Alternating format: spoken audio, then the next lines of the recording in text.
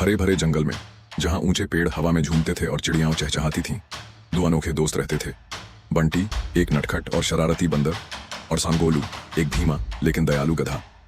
वे एक दूसरे से बिल्कुल अलग थे।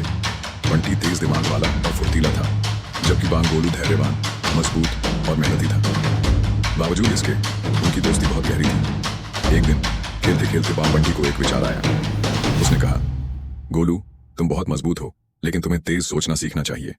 गोलू ने मुस्कुराते हुए जवाब दिया, और तुम्हें बंटी, मेहनत और धैर्य का महत्व समझना चाहिए। उन्होंने फैसला किया कि वे एक दूसरे को नई चीजें सिखाएंगे, जो उन्हें और बेहतर बनाएगा। सबसे पहले बंटी ने गोलू को सिखाना शुरू किया। उसने एक मजेदार चुनौती रखी, जो भी सबसे पहले आम के पेड़ से पत्ता तोड़कर लाएगा वह जीतेगा।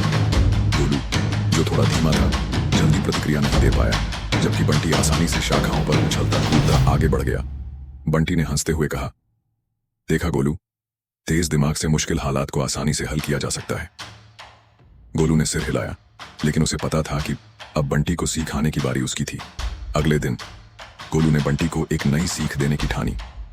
उसने एक भारी पत्थर की ओर इशारा करते हुए कहा, इसे उठाने की कोशिश करो बंटी, मेहनत और ताकत भी जरूरी होती है। बंटी ने बहुत कोशिश की, लेकिन पत्थर हिला भी नहीं। गोलू ने उसे प्रोत्साहित किया, धैर्य रखो और बार बार कोशिश करो। कई प्रयासों के बाद बंटी पत्थर को थोड़ा सा हिला पाया।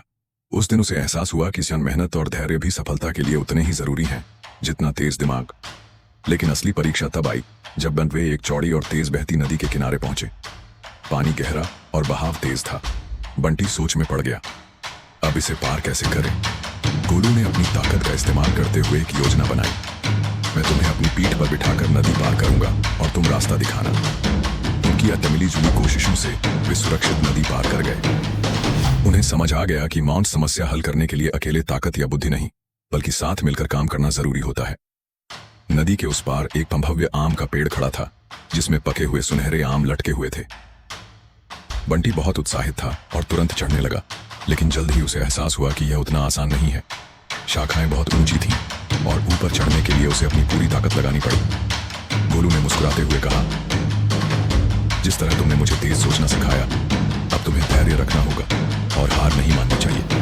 बंटी ने हिम्मत नहीं हारी और अंततः सबसे ऊंची शाखा तक पहुंचकर सबसे मीठे आम तोड़ लिए। लेकिन अब एक और समस्या थी, अगर वह आम नीचे गिराएगा तो वे टूट सकते हैं। बंटी ने नीचे खड़े गोलू से मदद मांगी। दोनों ने मिलकर एक योजना बनाई।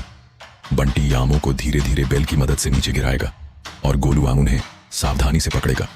उनकी यह टीम वर्क सफल रही और जल्द ही वे दोनों आम के पेड़ के नीचे बैठकर स्वादिष्ट फल खाने लगे। जैसे ही सूरज ढलने लगा, बंटी और गोलू ने अपने सफर पर नजर डाली। उन्होंने कई महत्वपूर्ण सीखें सीखी। बंटी को धैर्य और मेहनत का महत्व समझ आया, जबकि गोलू ने सीखा कि तेज दिमाग से कठिन काम आसान बनाए जा सकते हैं। लेकिन सबसे बड़ी सीख यह थी कि सच्ची दोस्ती वही होती है जिसमें दोस्त एक दूसरे की मदद करके आगे बढ़ते हैं। यह कहानी हमें सिखाती है कि बुद्धिमानी और मेहनत साथ मिलकर हर मुश्किल को हल कर सकती है। बंटी और गोलू की यह यात्रा भले ही खत्म हो गई हो, लेकिन उनकी दोस्ती और सीख हमेशा जीवित रहेगी।